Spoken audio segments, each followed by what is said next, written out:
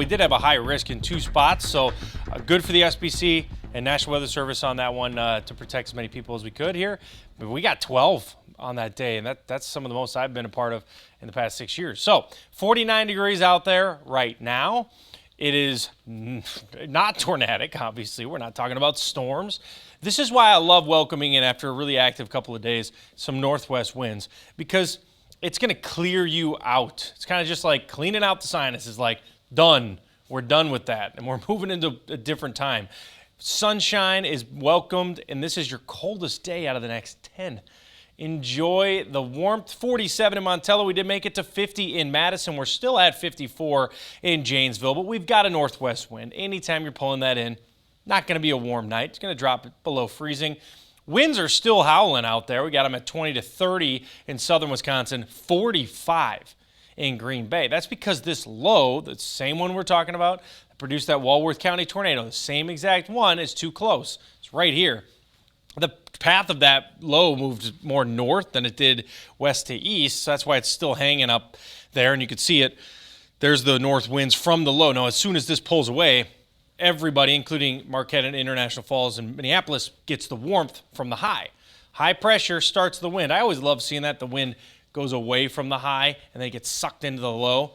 And we're going to start getting impacted by a very dry setup. Let's talk about the jet stream. I don't talk about it a ton, but it's the most important thing in the world for weather, because it divides the warm and cold air. So your trough, which carries the cold air, which we've been in for a long time, that moves east.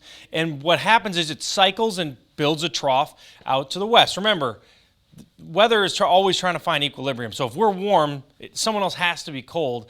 And California needs to be cold for us to be warm. And that's exactly what happens by next week. This is next Thursday. It's going to be a long warm up here. That's why the jet stream matters. Warm weather through April 20th. Every single day I expect at or above average for the next 14 days. Starts tomorrow at normal. And really when we get to Saturday, we go above average. By next week, we're at 20 to 25 degrees above the normal, which is at 50 to 55 degrees. That puts us upper 70s. So temperatures tonight drop into the 20s, the low 30s. I didn't think we'll go below freezing. Now tomorrow we'll hit the 50s, maybe a little bit cooler from an east breeze off the lake in Watertown, but everybody else upper 50s, especially in Grant County, you'll hit 60. Saturday morning, not as chilly, and then Saturday we go into the low 60s, and that's going to be the start of the 60s, and then 70s are next week. 27 tonight, definitely a cool night. 55 tomorrow, mostly to partly cloudy. Here's your Easter weekend. Great Easter weekend. A little breezy on Sunday, maybe a tad bit of rain Sunday night.